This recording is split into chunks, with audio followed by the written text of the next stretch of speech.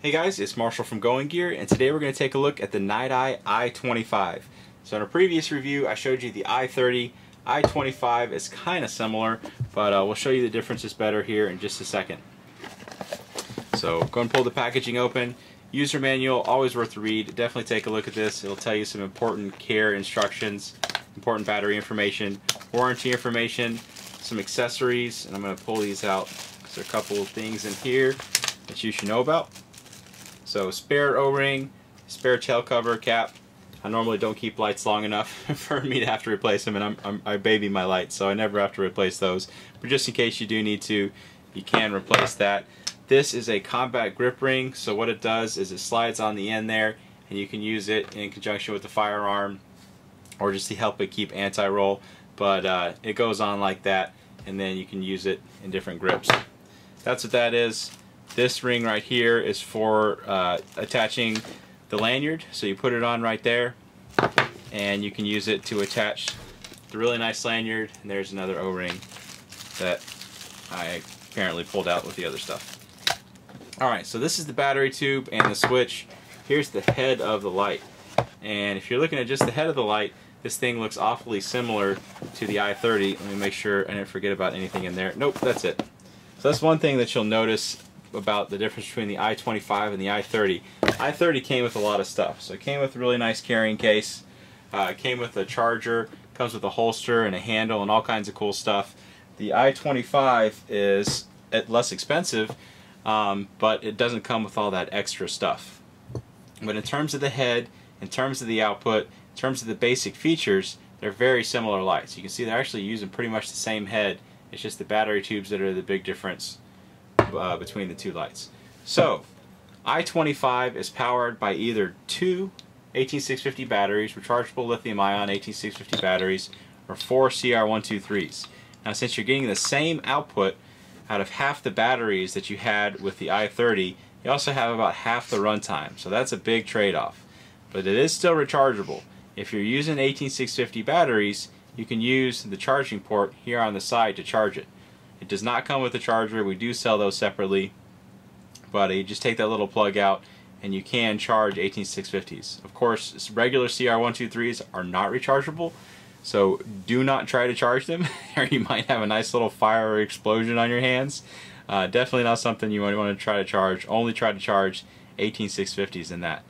And then there, if you want to get a handle, it actually does have the handle attachment point, but this one would be kind of awkward with the handle. Go for the i30 if you want a handle, because it comes with it, and the charger and everything else. Alright, so interface on this thing. Lightly press the switch on the end, get it into a mode where it actually will turn on. Alright, so lightly press the switch on the end and you have momentary. Click it all the way for constant on. One thing you'll notice, I'll cover up, is that you can see you have a battery indicator there on the side that'll show you the state of the charge of the battery. So these are about 3/4 full right now. And it'll do that either when you turn the light on or when you switch between modes. So you have this ring that'll switch between your outputs, same exact interface as the i30.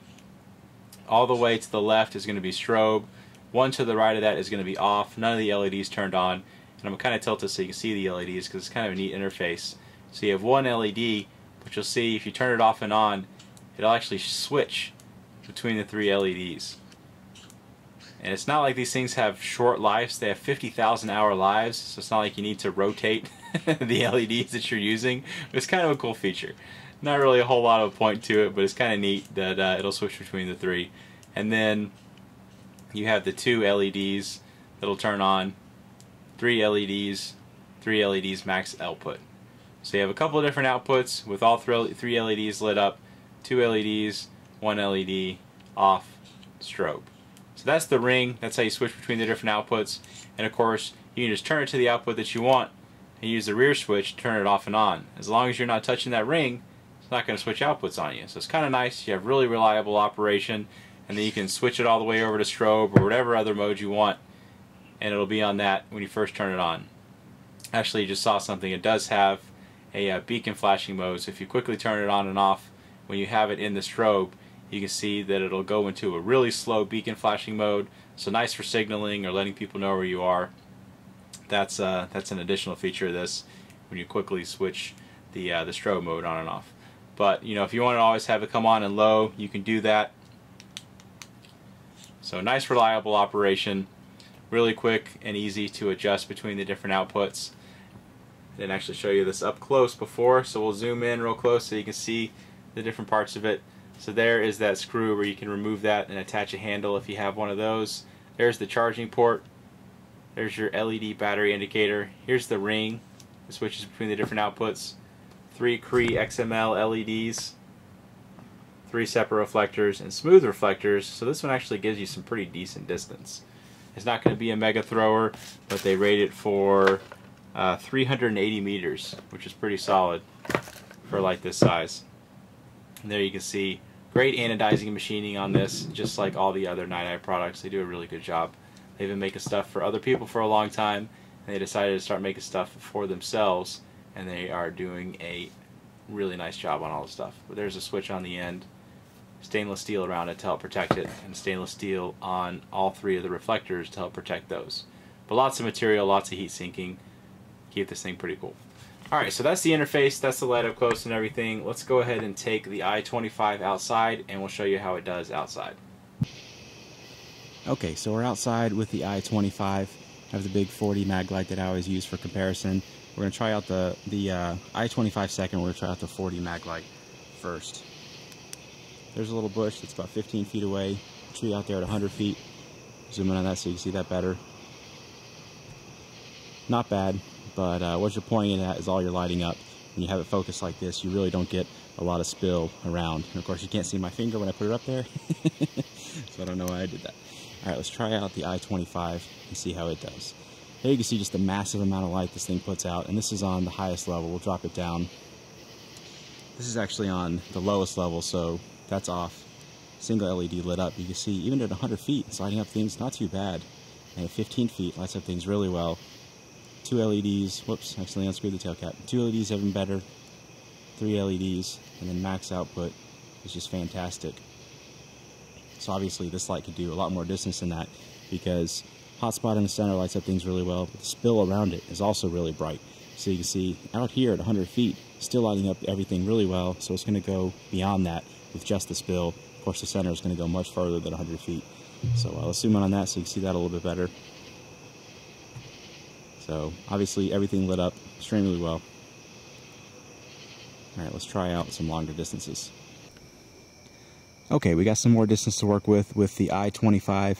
Got the big 40 mag light that I always use, and you saw just a minute ago. I don't know why I say I always use it because you just saw it. It's about 3:30 a.m. so I'm way past the point of being delirious. So anyway, EYE25. We'll try that out after we do the mag light. There's my chimney at about 25 yards away. Trees in my neighbor's yards at about 100 yards.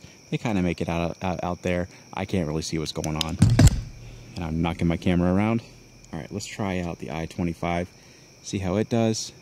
There you can see just a massive amount more of light. 2,000 lumens. There's the chimney, lit up really, really well.